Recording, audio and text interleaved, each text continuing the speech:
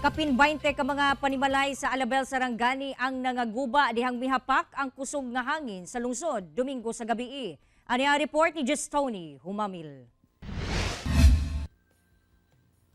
Gumikan sa kusog sa hangin, nangalangkat ang atop ug nangatumba ang 22 ka mga balay sa duha ka barangay sa Alabel, Sarangani.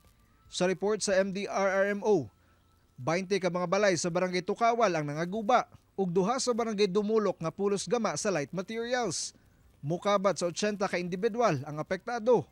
Nagtuo ang MDRRMO Alabel nga buhawi ang miigo sa duha ka barangay sa lungsod. Malakas yung hangin, tapos kasabay nun may malakas din na pagbuhos ng ulan.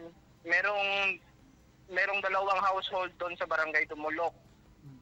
Sa dalawang household na yon, merong 12 individuals na affected.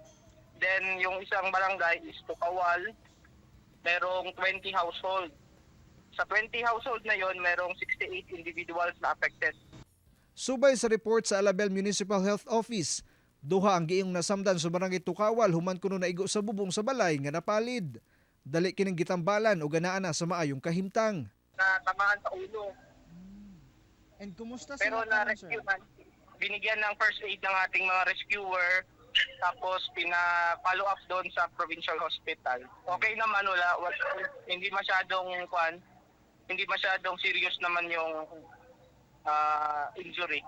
Sa assessment sa MDRRMO Alabel, mukabat sa 139,000 pesos ang danyo sa mga nangagubang balay. Dayon sab nagpahigayon og relief operations ang Alabel LGU ngadto sa mga apektadong residente.